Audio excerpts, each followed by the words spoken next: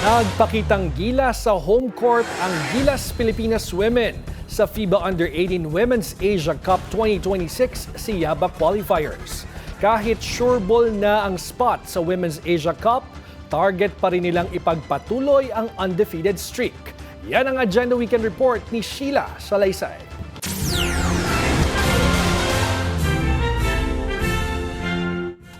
Sa kauna-unahang pagkakataon, tinaganap ang FIBA Under-18 Women's Asia Cup 2026 SIABA qualifiers sa STI West Negros University Gym. At isa sa mga sentro ng atensyon sa torneo ay ang batang bituin na si Tiffany Reyes.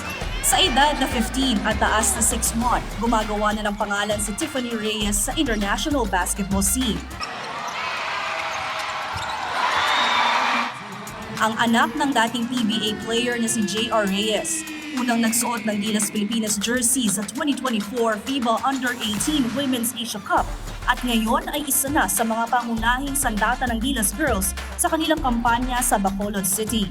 Mula pa lamang sa pagbubukas ng kompetisyon, agad ipinakita ni Reyes ang kanyang halaga sa koponan at naging isa sa mga susi sa sunod-sunod na panalo ng Gilas Girls.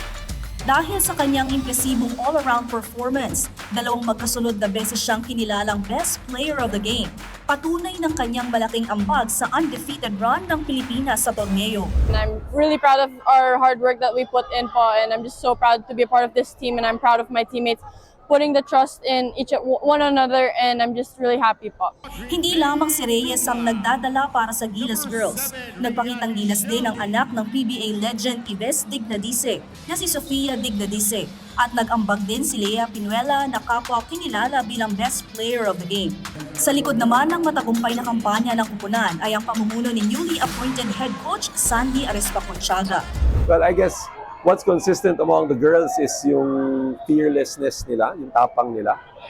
They play with a lot of heart, they play with a lot of effort. We still are working hard, but when nagtutulungan, it's easier to work hard. So it feeds off each other. We work harder, we have more fun, and then because of that, we work harder even more. So it's been great.